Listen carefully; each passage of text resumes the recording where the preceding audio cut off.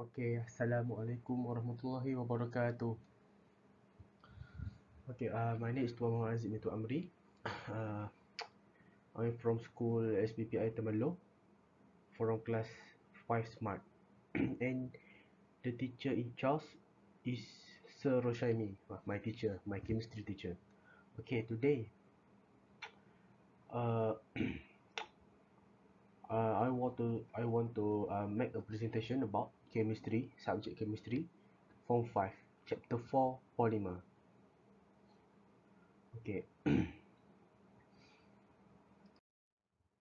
Okay, so first we will look at 4.1 polymer.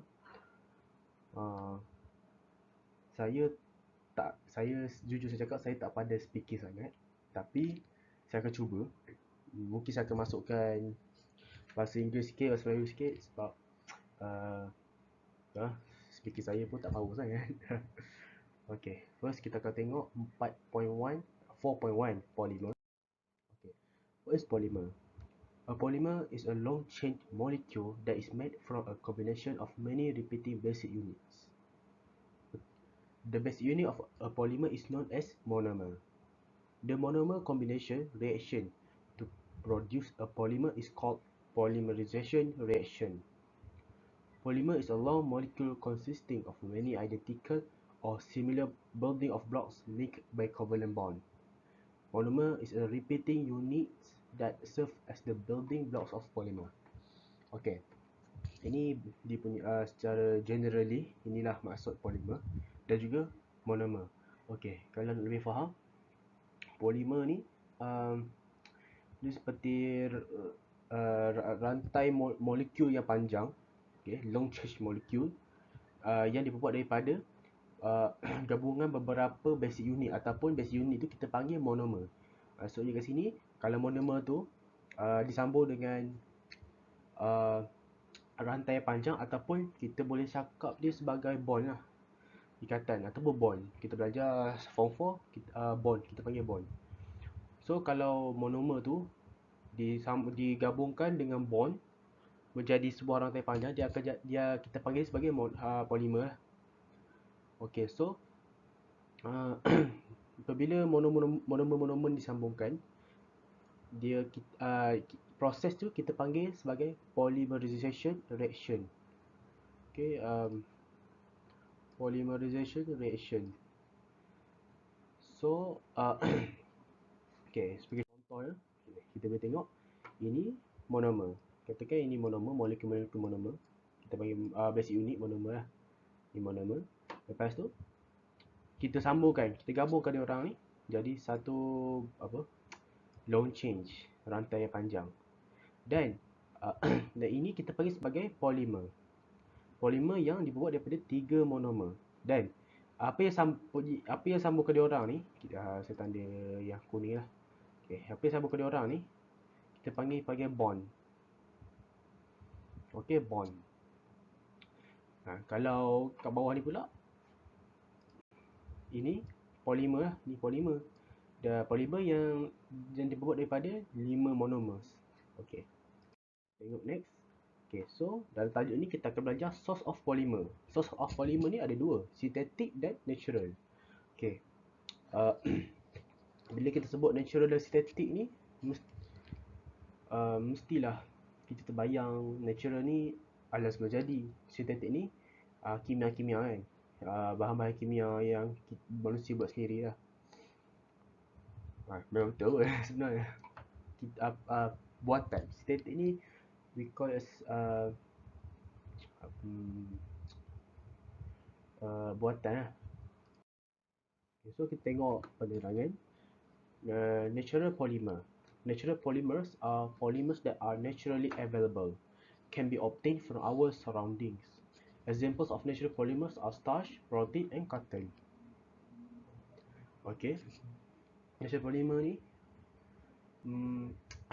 kita boleh dapat dia dekat sekitar kita lah.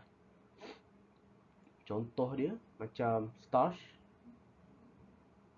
Kat starch ni kita boleh buat daripada ubi, boleh buat daripada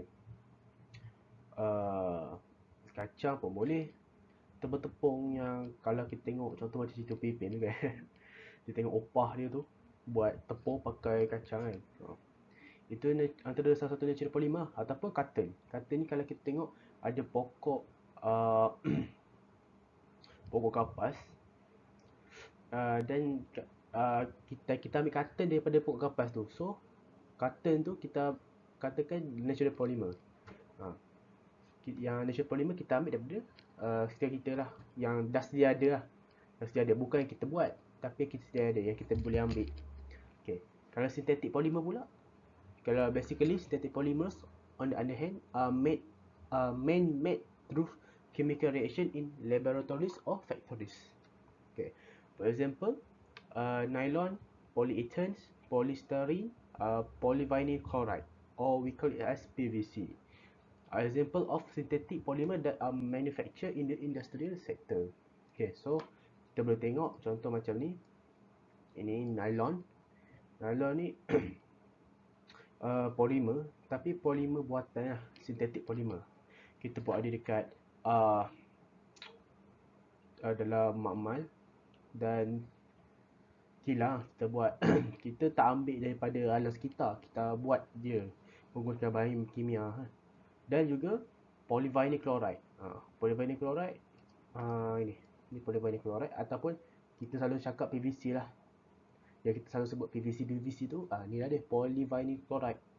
Kalau ada orang tanya, ni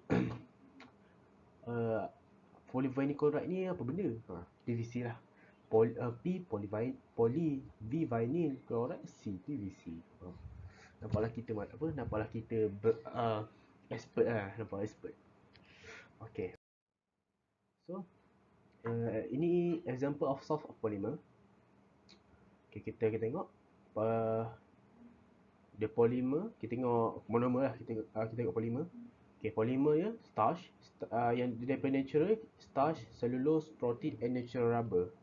Okay, so starch, monomer dia adalah glucose, cellulose, monomer dia adalah glucose juga, polymer protein, monomer dia adalah amino acid, dan natural rubber, monomer dia adalah isoprene.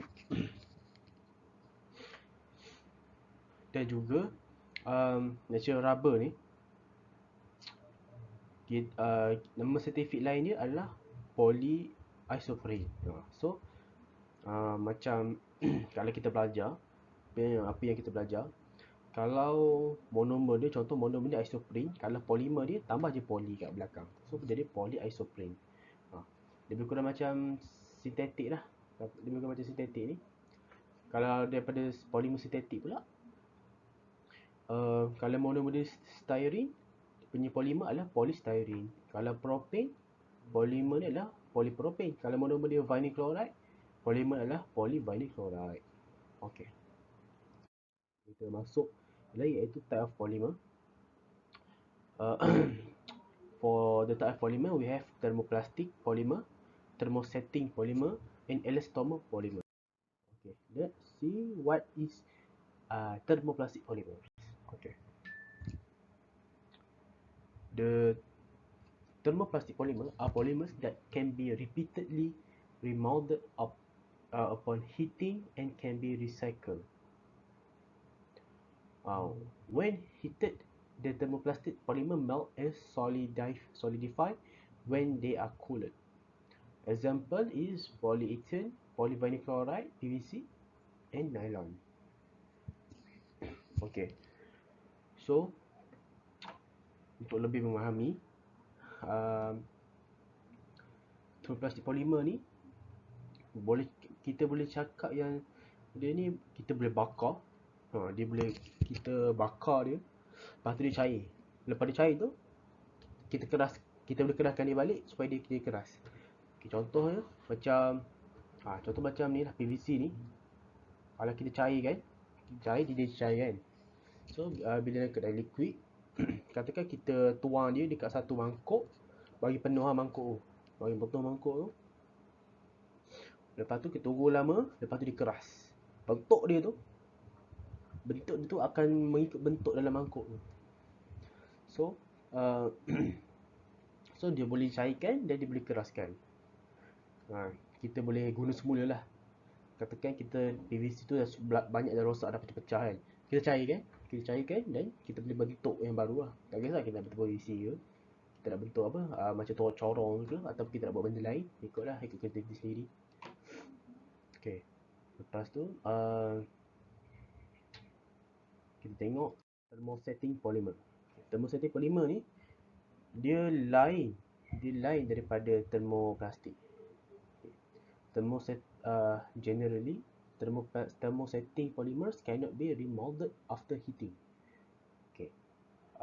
Thermosetting polymers normally disintegrate or burn upon heating and cannot be recycled. For example, melamine and bakelite. Okay, so thermosetting ni macam termoplastik, kita boleh cairkan dan kita boleh kerahkan semula. Tapi thermosetting ni kita tak boleh cairkan ni.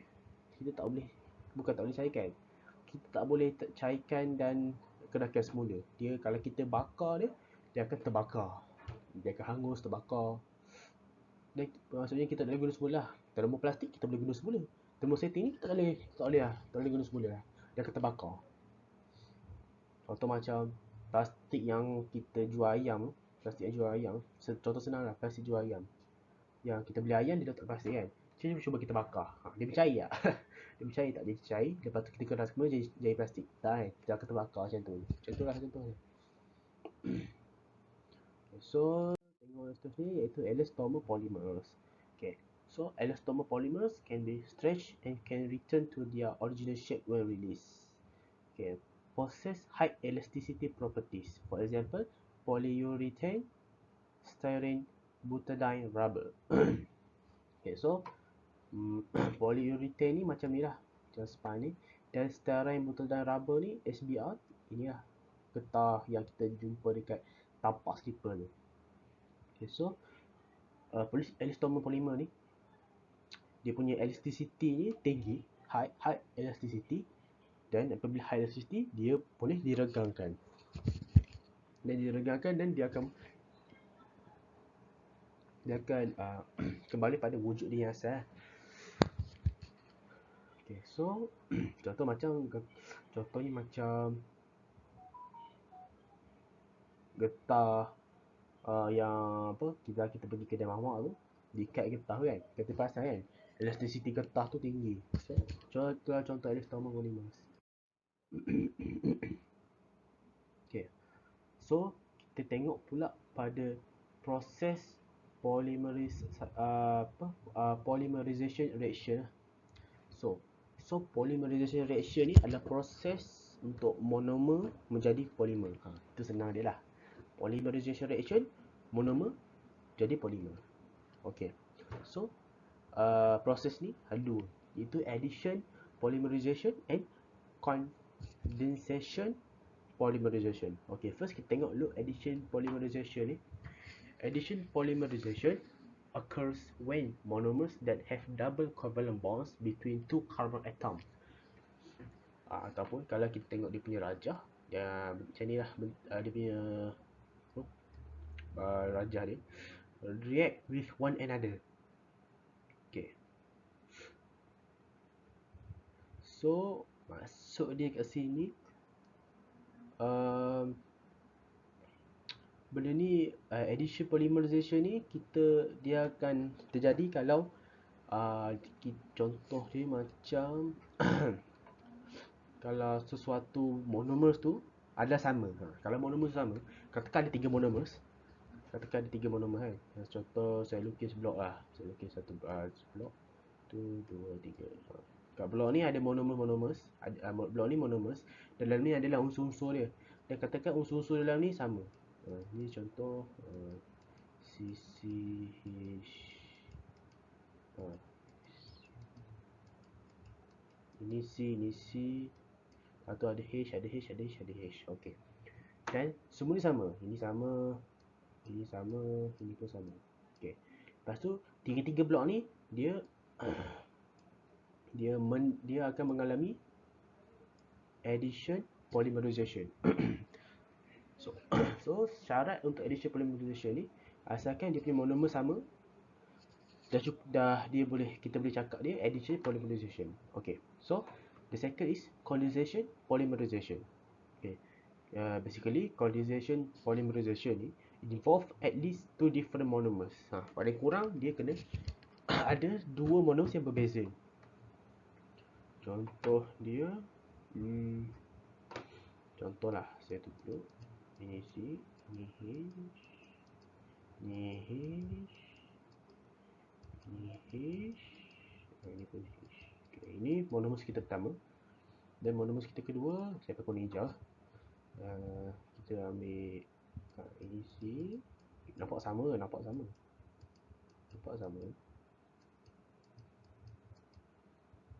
Tapi ada lain.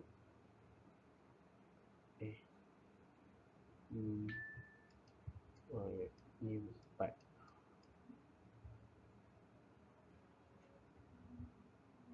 Okay dia. Okay, ni contoh dia lah. Okay, ni contoh dia. Nampak? Kita boleh tengok monomers pertama ni dia ada C, H, H, H, H. Tapi sampai ke monomers kedua ni ada C, H, H, H dan satu dia ada CH pula. Nampak kan? Ataupun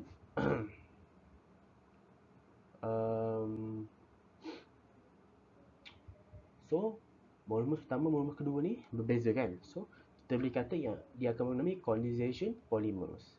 Tapi ni contoh macam tak nampak sangat kan? Tak nampak sangat contoh, tapi nanti kita akan tengok contoh yang betul-betul nampak lah.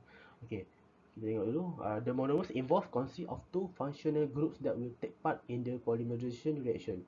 The product of condensation polymerization is a polymer and another byproduct such as water or hydrogen chloride molecule. Ini contoh lah. Ini contoh. Okay. Ini ethane. Monomers ethane. Ini untuk addition tau. Ini untuk addition. Katakan monomer ethane ni adalah 3 kan. Ada 3 monomer ethane. So apabila dia melalui polymerization reaction, dia akan jadi macam ni lah. Dia akan jadi macam ni. Dia akan tambah sini sikit. Ini C. Lepas tu ini pun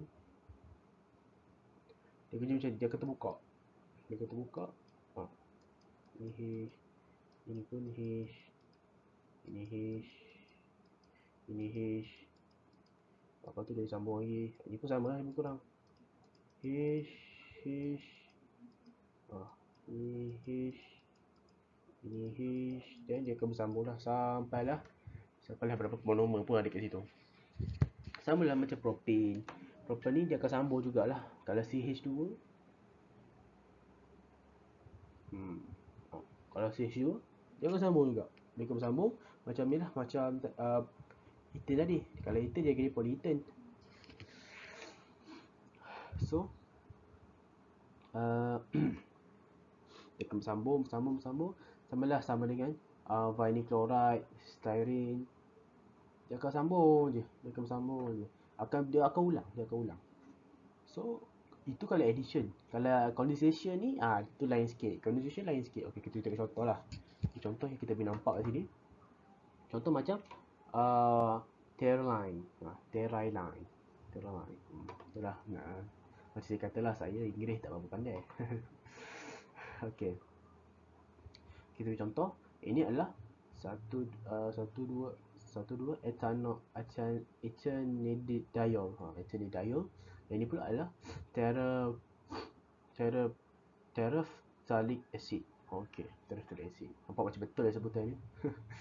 Okey. So kat sini kita boleh nampak. Kat sini hujung dia ada H. Daripada hujung dia ada HO. Okey. So bila dia bergabung, dua ni dia akan terkeluar. Ni dia akan keluar, ini pun dia akan keluar. Dan membentuk molekul baru, iaitu H2O ataupun kita panggil sebagai air. So yang ni dia dah keluar. O ni dia nak silap berganti lah. Sama macam C ni pun dah silap berganti. So apa jadi? O dengan C ni akan bersambung macam ni. Nampak O di sini bersambung. Yang ni kat mana? Yang ni lah.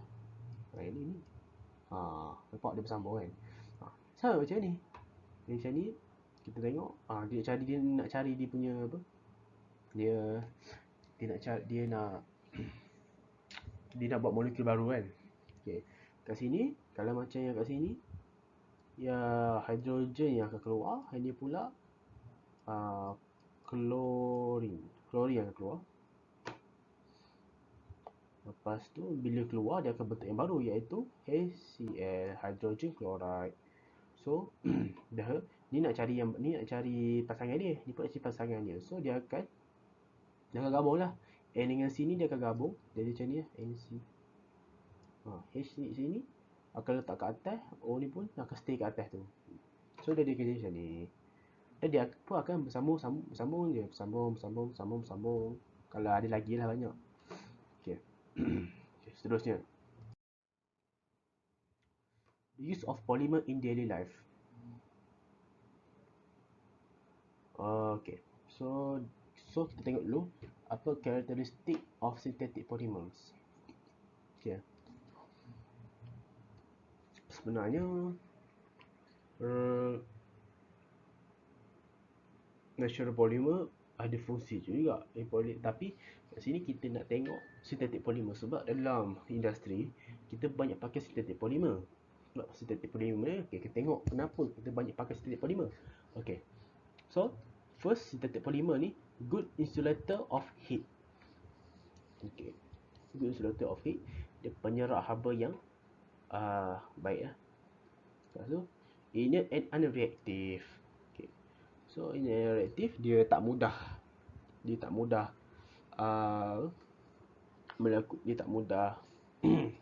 reaktif, dia tak mudah apa kita sebut bahasa Melayu,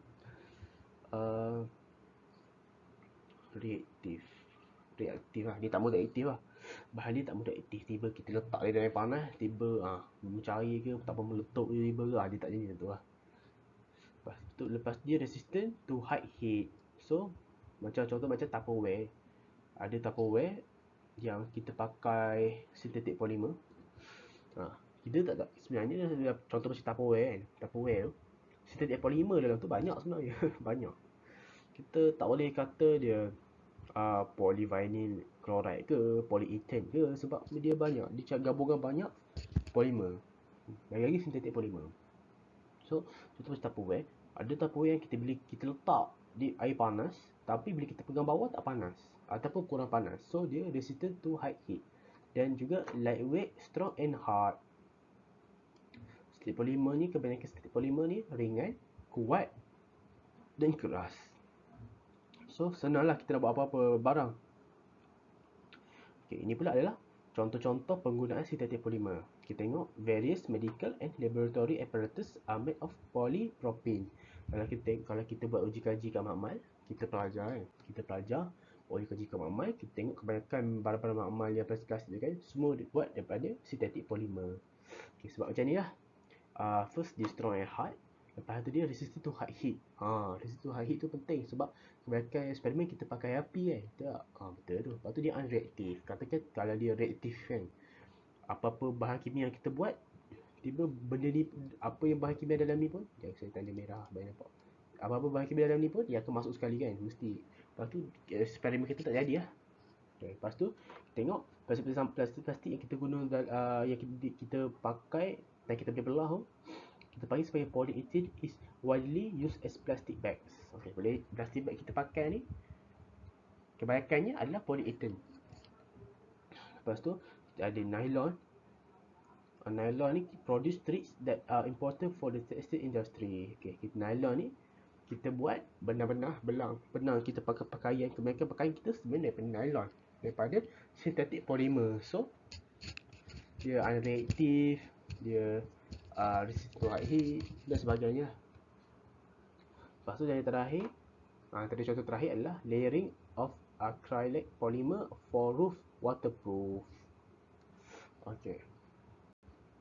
So kita tengok polymer and the environment. Okay. Jadi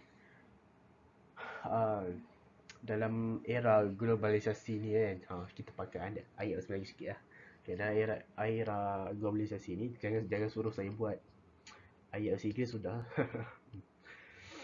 Okay, dalam era globalisasi ni, kita dapat tengok yang contoh macam laut kita kan, laut kita, hutan-hutan kita, kebanyakannya dah hampir tercemar. Lebih-lebih lagi laut sebabkan bahan-bahan plastik-plastik kan, plastik sampah, tapuai-tapuai kita buang semua tu kan. Okay. Diverse properties that can be found in polymers increase their demand and use over the years. Some polymers are durable and take a very long time to disintegrate that cause serious pollution problems.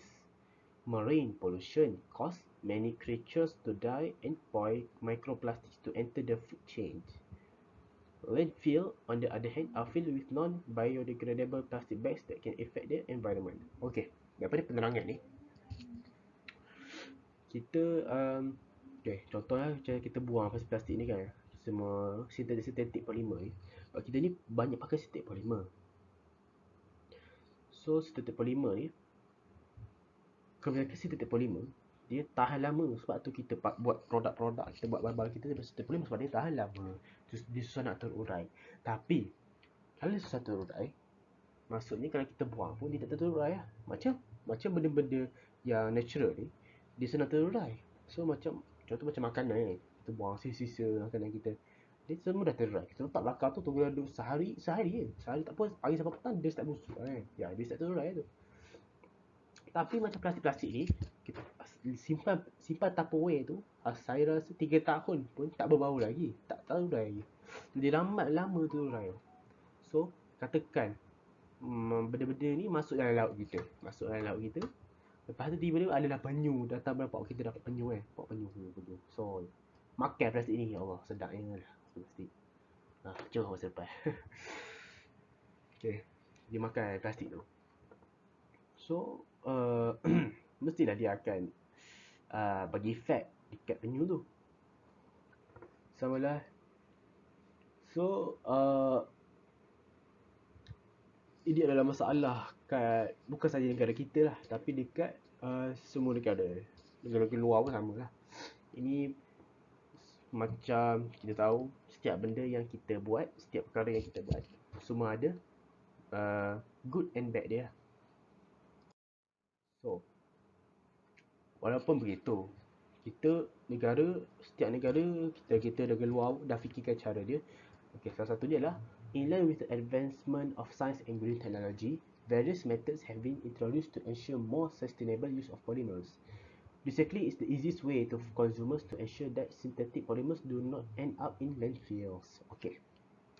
So, macam kita tahu, kita bila dah guna kan, botol-botol plastik, Tupperware ni jarang lah kita beli banyak. Contoh macam botol-botol air kan, kita selalunya kalau kita contohlah macam saya baru ni buat apa botol desa kan, lepas tu cikgu pula beli banyak kotak lah botol air mineral, botol-botol plastik tu kan.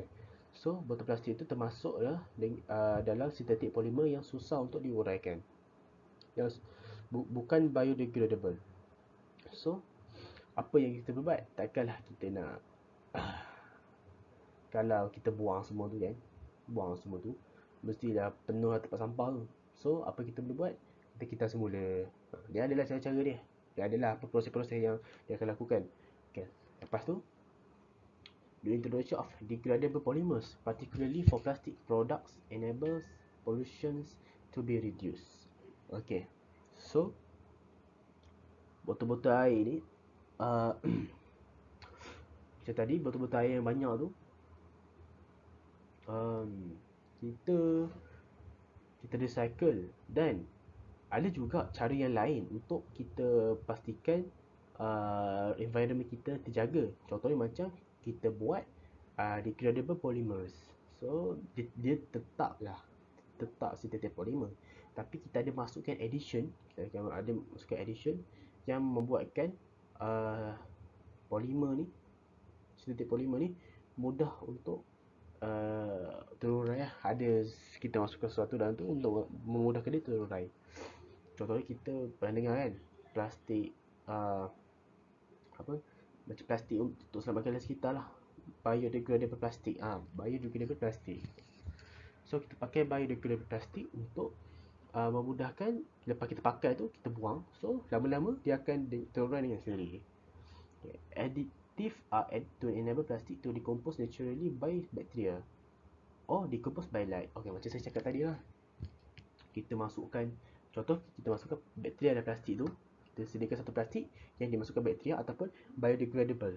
So dia akan terurai sendiri lah. Ataupun ada plastik yang namanya photodegradable, yang di mana kita hanya dadahkan dia pada cahaya dan lama kelamaan dia akan terurai. Bukan dalam masa lama lah. Tu yang penting lah, bukan dalam masa lama. Okay. So plastic product will decompose faster and this will produce the plastic dumping issue in landfill that will essentially be safer for the wildlife. Okay, so apabila kita buat usaha ni, kita dalam masa sama mahu selamatkan wildlife, hidup paling. Kamulah penyelamat bumi. Baiklah. So seterusnya kita akan tengok 4.2 natural rubber. Ya, sedang-sedang dah 31 minit. Tapi tak apa. Belajar ni kalau lama. Tapi insyaAllah akan habis cepat lah benda ni. Okay. So natural rubber, kita tengok karakteristik bagi natural rubber. Okay, first dia soft, dia lembut. Contoh macam soft but solid at room temperature. Okay, contoh macam kita bagi pokok getah kita toreh. Kita bagi toreh, dia akan cair-cair kan, dia akan masuk dalam bekas tu, lama-lama dia akan keras kan, tapi dia tetap lembut. Macam kita tengok siapa boleh tak cerita pipih, kita tahulah macam mana pipih yang ambil getah tu, ambil getah dalam mangkuk tu, dalam bekas tu, letak dalam baldi yang nampak macam lembut kan, nampak macam lembut tak? Okay, contoh. Lepas tu karakteristik yang kedua, elastic. Natural rubber can be stretched and can return to its original shape when released. Yang ketiga adalah low heat resistant. At high temperature, natural rubber will become soft and sticky. So, natural rubber ni, kalau kita panaskan dengan suhu yang betul tinggi, dia akan jadi lembut dan melekit. Kalau dia dalam room temperature, dia akan jadi lembut saja. Dia akan white solid dan lembut lah. Tapi kalau kita panaskan, dia seakan-akan nak menjadi liquid lah. Lepas tu, natural rubber ni electrical insulator. Natural rubber cannot conduct electricity and is a good electricity insulator. Okay. So, natural rubber ni kita boleh jadikan sebagai penebat elektrik. Okay. And then easily oxidized. Oxygen in the air can react with the double bond between carbons and cause natural rubber to be oxidized. Okay. Macam kita tengok tadi, kita mana tadi dia dalam rubber tu sendiri ada double bonds. Untuk double bonds karbon lah. Double bonds karbon dan dia mudah dioksidaiskan, dioksida. Okay, so then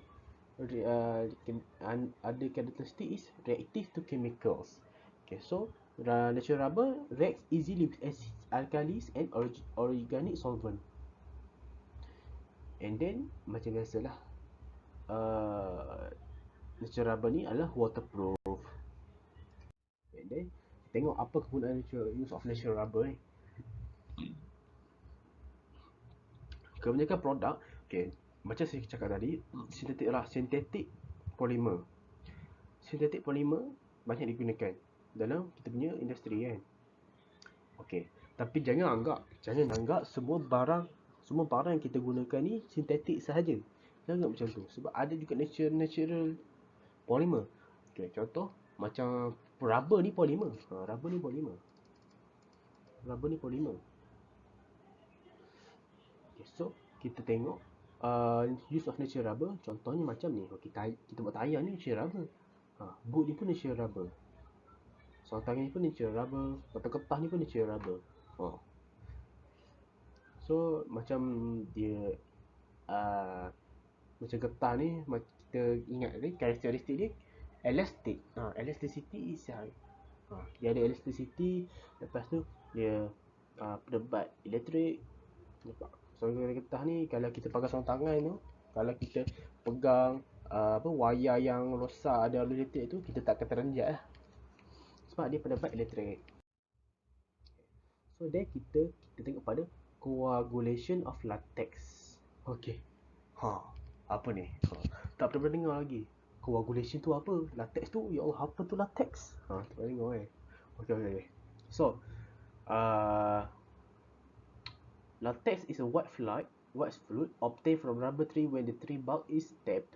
Okay, so kalau kita tengok, okay, senang cerita, situ Pipin lah, ataupun siapa yang pergi ladang getah, ladang pokok getah, kalau kita tengok orang tu ada getah tu, tiba ada cecair keluar putih kan, getah kan, getah cair tu keluar kan, masuk dalam bekas. Okay, cecair tu lah kita panggil latex. Itulah latex. So natural rubber that is found in latex is a natural polymer known as polyisoprene. Okay, macam tadi lah. So nama polyisoprene adalah natural rubber. So polymer dia polyisoprene. Kalau monomer dia monomer dia adalah isoprene.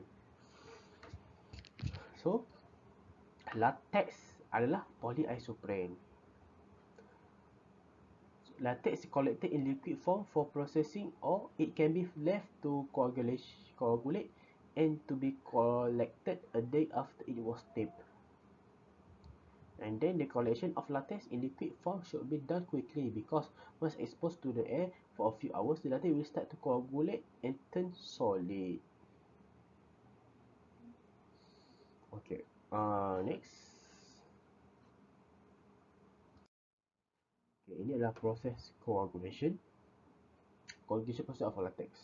Okay, first, the negatively charged protein membrane cause rubber particles to repel each other, and then hydrogen ions from acid neutralize the negatively charged protein membrane, and then rubber particles collide with one another that cause the protein membrane to break. And finally, rubber polymers combine with one another that cause latex to coagulate. Okay. So, acid can coagulate the latex by neutralizing the negatively charged protein membrane. Coagulation can take place by adding a weak acid into the latex, or it can occur naturally by leaving the latex exposed to the air. Bacteria in the air enter the latex and secrete lactic acid, which eventually cause the latex to coagulate.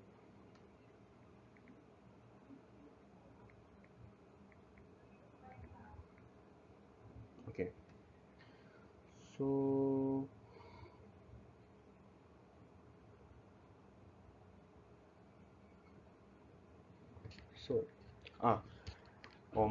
maaf. Okay. Dah pisang kan. Pisang. Sebab kita cakap pisang. Okay, latex kita tahu. Coagulate tu. Lupa nak beritahu. Okay, coagulate tu bergumpal. Bergumpal. So, macam mana coagulate tu bergumpal kan? Dia gumpal kan. Okay, so, mula-mula protein membrane yang ada charge negatif ni, dia akan menyebabkan partikel segetah ni repel each other, and then kita masukkan acid, weak acid ke dalam getah-getah tu, dan hydrogen ion ni dia akan neutralize the negatively charged protein membrane, sebab dalam acid ada ion hydrogen. Bila dia neutralize, rubber particles collide with one another that cause the protein membrane to break. Okay, so protein membrane ni akan pecah, dan rubber polymer akan bergabung dengan satu sama lain, cause latex tu coagulate, menyebabkan cecair-cecair latex tu akan menggumpal menjadi getah solid yang lembut. So ini pula latex coagulation prevention. Okay, ini adalah apa yang kita perlu buat untuk mengelakkan penggumpalan latex. Okay, so latex is also need in liquid form to produce specific products such as glove and rubber tubes. Okay. So alkaline solution such as ammonia, NH3, is added into the latex to ensure that coagulation does not take place. Alkaline solution consists of hydroxide ion OH negative, that can neutralize the acid produced by the bacteria. The protein membrane of rubber particles remain negatively charged and rubber particles will continue to repel when they draw near one another. Okay, so you study coagulation. Kita coagulation ni untuk kita jadikan dia coagulation, kita campur asid.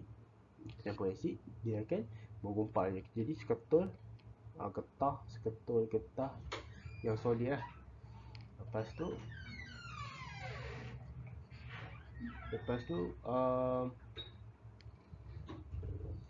kalau katakan macam kita nak buat produk kan, sometimes kan, itu rubber tubes ke, kita getah itulah produk getah, kita perlukan latex ni dah bentuk liquid lah. So kita kena elakkan coagulation tu. Sebab tu sebab tu kita belajar latex coagulation prevention. Okay, so kita campurkan ammonia ataupun campurkan hydroxide ion. Banyak ada hydroxide ion. So hydroxide ion ni akan neutralize the acid. So tak jadilah acid tu dia tak protein membrane tu dia tetap akan negatively charged. So and then kita akan belajar tentang vulcanization of rubber. Okay, so first we look what is the meaning of vulcanization. Walaupun sikit speaking tapi bangga lah. Okay, vulcanization is a process of producing rubber that is more elastic and with better quality through the production of crosslinks between polymer chains.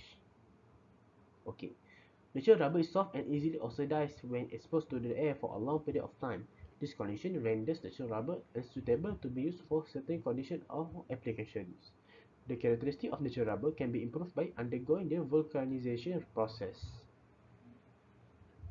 Okay, so kita buat vulcanization ni untuk bagi getah tu lebih elastik dan tahan lama lah, lebih berkualiti.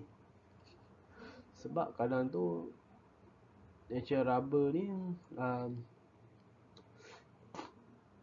ada satu keadaan yang di mana kita perlukannya dalam bentuk lebih elastik dan kualitinya yang tinggi lah. Okay, during a vulcanization process, the double bond between carbons found in a rubber molecule will react with sulfur or other substance to produce sulfur crosslink. The sulfur crosslink make vulcanized rubber stronger. Okay, so kita tengok ini contoh. Ini kita tak ada di contohkan ni struktur yang biasa lah, struktur biasa. Dia dah melalui polymerization. Lepas tu kita nak jadikan getah tu jadi lebih kuat, jadi lagi lebih kuat, lagi elastik lah. So kita biarkan dia melalui vulcanization. Dalam proses vulcanization kita akan tambah sulfur. Di antara benda kita boleh tambah lah untuk vulcanization of rubber occur. So kita tambahkan sulfur. So macam ni lah struktur dia. Sulfur ni dia akan duduk sini, dia akan duduk sini, dia akan duduk sini, dia akan duduk sini.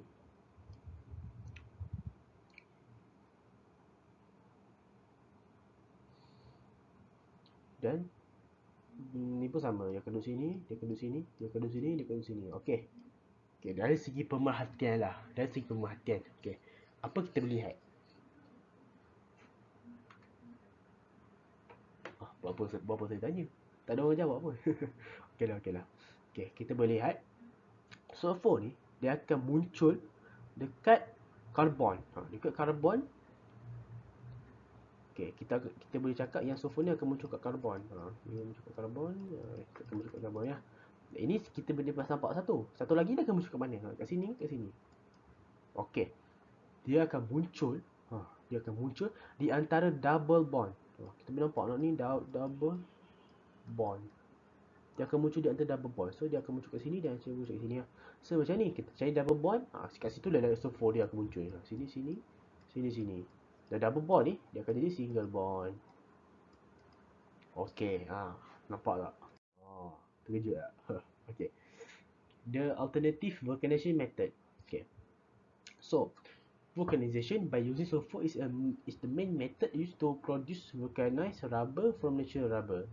Okay. Nonetheless, this vulcanization method cannot be used for certain type of rubber, particularly synthetic rubber which does not contain double bond carbon. So, vulcanized rubber produced is free from sulfur and more environmentally friendly. So, um, kita tengok ada alternatif ni, maksudnya jalan lain lah untuk kita vulcanize dia. So macam vulcanization yang kita belajar tadi adalah kebanyakannya adalah untuk natural polymer. Sebab kita ada carbon double bond. Tapi kalau kita carbon double bond macam mana? Kita ada 3 method lah, iaitu peroxide, irradiation dan metal oxide. Ini adalah 3 method yang selain daripada method tadi lah yang kita belajar tadi. Okay. So next, apakah properties of vulcanized rubber? Okay, first, vulcanized rubber has different characteristics for unvulcanized rubber due to the formation of crosslinks during the vulcanization process. The formation of sulfur crosslink reduces the double bonds between two carbon atoms in vulcanized rubber that make it harder to be oxidized.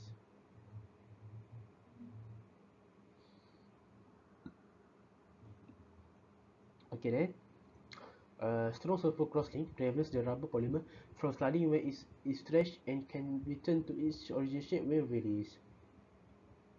So, high heat energy is needed to break the linkage. Okay. So, kita tengok. Okay, ini adalah kita punya polymer lah, lone chain kan. Ni adalah polymer. Oh, pakai tak nampak. Okay, kita pakai warna purple. Dia polymer, before stretching. Lepas tu kita dah stretch dia akan jadi tegang. Lepas tu bila kita lepas, dia akan jadi macam ni. Okay. Nampak macam tak tersusun kan? Tak tersusun. Dia tak membentuk dia yang asal balik kan? Okay. Tapi kalau dia vulcanize, dia boleh kita nampak bond sulfur dia, cross-link sulfur. Lepas tu bila kita stretch dia macam ni. So, bagi kita lepas dia akan macam ni. Nampak tak bentuk dia tu? Lebih kurang je. Sebab tu dia cakap dia punya elasticity tu dia akan increase. Okay. So, okay, kita tengok difference between vulcanized and unvulcanized rubber. Okay, so kalau kita tengok dia karakteristik elasticity. Kalau vulcanized dia lebih elastic. Kalau dari segi hardness, vulcanized dia jadi hard, jadi lebih keras. Kalau kekuatan, yang vulcanized lagi kuat. Kalau still towards the heat, vulcanized rubber ni dia lebih resistant lah, dia lebih tahan haba. Kalau unvulcanized rubber dia kurang tahan, dia tahan tapi kurang daripada vulcanized rubber. And then resistant towards oxidation. Yang vulcanized ni dia lebih resistant towards oxidation. Kalau yang unvulcanized dia lebih senang untuk dioksidan. Itulah 5 beza beza vulcanized dan unvulcanized rubber. Okey, dan yang terakhir kita akan masuk 4.3 synthetic rubber. Dah masuk yang subtopik terakhir ni. So don't worry lah, ni subtopik terakhir lah. Tahu dah. Macam saya pun kalau tengok video lama-lama pun ngantuk. Tapi ini kita nak tahu polymer tu apa. Kita nak tahu polymerization reaction tu macam mana, type of polymer. Lepas tu apa beza addition dengan condensation, polymerization. Lepas tu kita belajar coagulation, kita belajar vulcanization. Nampak tak? Benda ni kita kena ingatlah apa term dia. Okay. So, synthetic rubber. Macam tadi, kalau natural rubber, getah yang kita ambil daripada sekitar kita. Kalau synthetic rubber ni, synthetic polymer that is elastic in nature or elastomer polymer. Memang Sintetik rubber ni kalau kita buat memang dia elastik lah. Getah memang elastik. Okay, tak apalah. Kita tengok je. Sebab ni saya ambil dari buku teks. So jangan rasa macam tak boleh percaya lah budak ni. Belajar lagi tu. Tak apa. Ni ambil dari buku teks. So percayalah. Percayalah. Okay. Even though the items have natural rubber characteristics such as high elasticity, they are not produced by using natural rubber. Instead, synthetic rubber is used. Okay. So most synthetic rubber is produced as byproduct of petroleum. So kebanyakan synthetic rubber ni kita buat daripada petroleum. Example of synthetic rubber is neoprene, styrene, butadiene, rubber, SBR dan juga silicone rubber. Okay, so macam styrene, butadiene, rubber ni saya ada tunjuk tadi yang SBR ni tapak kasut tu, tapak slipper yang getah tu. Selalu kita boleh nampak slipper tandas lah, slipper Jepun lah, kita panggil slipper Jepun. Nampak tapak dia warna hitam tu kan, yang getah tu. Itulah SBR ataupun styrene, butadiene, rubber. And then macam tadi, kalau natural rubber ada karakteristik, confirm lah synthetic rubber pun ada karakteristik dia. So karakteristik dia ada 6. Yang pertama adalah hard, keras. Kedua, elastic. Lepas tu dia resistant to heat, and then resistant to chemical, and then resistant to oxidation. Nampak dia resistant dia ada 3, iaitu dia resistant to heat, resistant to chemical, and resistant to oxidation. And then dia heat insulator, tahan haba. Okay, kita tengok use of synthetic rubber. Okay. Synthetic rubber ni kita having the advantage of mass production capacity while not being reliant on the weather or disease like rubber trees. To make synthetic rubber the main choice for manufacturing industries. Okay. Synthetic rubber ni seperti kita tahu, sintetik ni buatan lah. Maksud sintetik ni buatan. So getah buatan lah. Kita buat getah buatan. Kalau kita gunakan natural rubber, kita kena ambil daripada pokok. Dan seperti tahu pokok pun dah sikit. Pokok getah dah sikit. So penghasilan getah daripada natural rubber tu boleh kata sikit lah, berkurang. So susah kita dapat getah. Tapi kalau ada synthetic rubber, kita buat sendiri. So kita boleh buat dia dalam kapasiti yang banyak lah. Sebab tu synthetic rubber ni kita pakai dalam industri. Dan juga disebabkan dia karakteristik lah kita pakai. Contoh dia, synthetic rubber ni contoh macam neoprene ataupun polychloroprene. Karakteristik dia adalah high heat resistant, oxidation resistant, and flame resistant. So kita pakai dia untuk conveyor belts, petro rubber hose, and glove. Lepas tu terus rubber kedua adalah styrene, butadiene, rubber, SBR. Macam yang saya cakap tadi lah, tapak tu. Karakteristik dia abrasion resistant and high heat resistant. So for example is tires and shoe soles. Tapak slipper tadi lah yang saya cakap ada. Lepas tu ada silicone rubber, ada thiokol and nitrile rubber. So kita buat pada yang seterusnya, use of the rubber in the environment. So unsustainable use of rubber material will lead to environmental pollution. Sama lah macam kita cerita dalam tajuk polimer tadi. Kalau kita pakai sintetik polimer, polimer ni contoh plastik kan, kita jumpa banyak plastik, dia tak mudah terurai. Sama lah macam sintetik rubber, tak mudah terurai. Synthetic rubber particularly takes a very long time to decompose and makes disposal difficult. Vehicles tires are among the product of synthetic rubber that need to be disposed of in large quantities. Natural rubber, on the other hand, takes a short time to decompose biologically. Nevertheless, the use of natural rubber is limited due to the natural properties of natural rubber that is less resistant to heat and chemical solvent. Okay. Kalau kita nak jaga environment, so mestilah kita cakap, okay, kita pakai natural rubber. Kita pakai getah sebelum jadi supaya benda ni cepat terurai. Tapi kalau kita buat benda tu, kalau kita pakai natural rubber tu buat tayar ke ataupun sarung tangan ke, dia kurang resistant to heat and chemical solvent. So macam tak fussy sangat lah kita pakai tu. Tiba dah mudah cair. So kita pakailah synthetic rubber. Tapi synthetic rubber ni susah untuk diuraikan, dikompos. So apa kita buat? Macam tadilah, sama ada kita so kita boleh tengok rajah bawah tu, photograph 4.0 tu ditunjuklah way for rubber materials to be recycled or reused to reduce rubber material waste. Nampak tak kat situ? Dia contohnya tayar kan. Banyak tayar. Kita kat Malaysia ni banyak kereta. Dan confirm lah banyak tayar. Satu kereta dah ada 4 tayar. Belum termasuk lagi yang simpanan tu. So tayar-tayar yang dah botak ni dia buat apa? Dia buat macam kita nampak, dia buat kerusi. Lepas tu dia buat bumbung ke tu? Macam bumbung. Boleh buat macam pasu. Kita semula, kita guna semula. So itulah penamat untuk slide saya. Terima kasih kerana mendengar. Pelajar-pelajar, rakan-rakan saya sendiri dan juga guru yang memahati, terima kasih kerana menonton slide saya yang tak seberapa ni. Nampak simple kan? Dah ada 32 slide, tapi nampak simple lah. 33 slide. So apa yang kita boleh saya recall balik lah, terms-terms lah nak ingat lah.